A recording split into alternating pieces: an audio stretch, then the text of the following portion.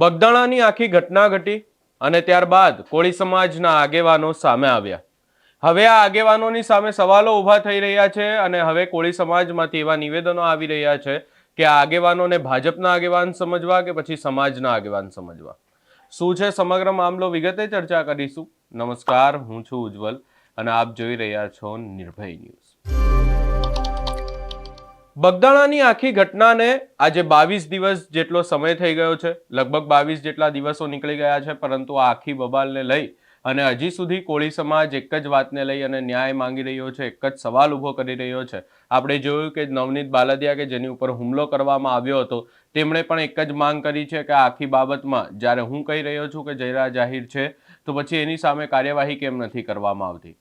આ તમામ ચર્ચાઓની વચ્ચે હવે કોળી સમાજના આગેવાનો કે જે એક સમયે આ આખી બાબતને લઈ અને ન્યાયની માંગણી કરી રહ્યા હતા, આ તમામ લોકોની સામે હવે કોળી સમાજમાંથી સવાલો ઊભા થઈ રહ્યા છે. કહેવામાં આવી રહ્યું છે કે ભાજપની સરકારમાં કોળી સમાજનું ઉપજે એવું કોઈ સમાજના નેતાઓ હવે રહ્યા નથી, એવી વાત કરવામાં આવી છે. વધુમાં આ સમગ્ર બાબતને લઈ અને કોળી સમાજના જ સુરતના આગેવાન દ્વારા શું કહેવામાં આવ્યું, સૌપ્રથમ એ સાંભળી લઈએ. જય કોળી સમાજ મિત્રો. મગનું નામ મરી ક્યારે? બગદાણા નવનીત બાલદિયા વાળી ઘટનામાં મગનું નામ મરી ક્યારે? મિત્રો, મને એવું લાગે છે કે ભાજપની આ સરકારમાં આપણું ઉપજે એવા આપણા સમાજના કોઈ નેતા રહ્યા નથી. આગેવાનો આવ્યા, પીઆઈ ડીવાયએસપીની બદલી કરાવી, મુખ્યમંત્રીને મળ્યા, એસઆઈટીની રચના કરી, આગેવાનો પોતપોતાના ઘેરે અને નવનીતભાઈ એમના ઘેરે. મારો સવાલ ફક્ત સમાજને, એસઆઈટીની રચના થયા બાદ આપણા આગેવાન કે એક પણ નેતાનું નિવેદન કેમ ના આવ્યું? હવે આ આપણા આગેવાનોને ભાજપના આગેવાન સમજવા કે સમાજના? સવાલ જરૂરથી આપજો કોમેન્ટમાં. જય કોળી સમાજ મિત્રો. મગનું નામ મરી ક્યારે?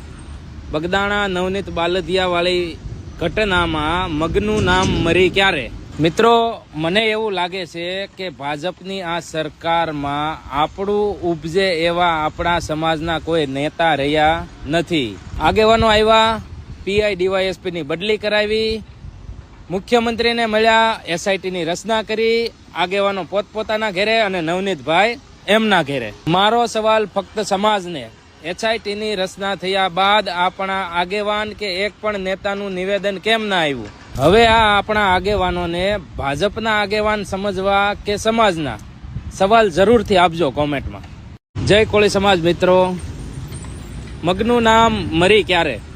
બગદાણા નવનીત બાલદિયા વાળી ઘટનામાં મગનું નામ મરી ક્યારે? મિત્રો, મને એવું લાગે છે કે ભાજપની આ સરકારમાં આપણું ઉપજે એવા આપણા સમાજના કોઈ નેતા રહ્યા નથી. આગેવાનો આવ્યા, પીઆઈ ડીવાયએસપીની બદલી કરાવી, મુખ્યમંત્રીને મળ્યા, એસઆઈટીની રચના કરી, આગેવાનો પોતપોતાના ઘેરે અને નવનીતભાઈ એમના ઘેરે. મારો સવાલ ફક્ત સમાજને, એસઆઈટીની રચના થયા બાદ આપણા આગેવાન કે એક પણ નેતાનું નિવેદન કેમ ના આવ્યું? હવે આ આપણા આગેવાનોને ભાજપના આગેવાન સમજવા કે સમાજના? સવાલ જરૂરથી આપજો કોમેન્ટમાં.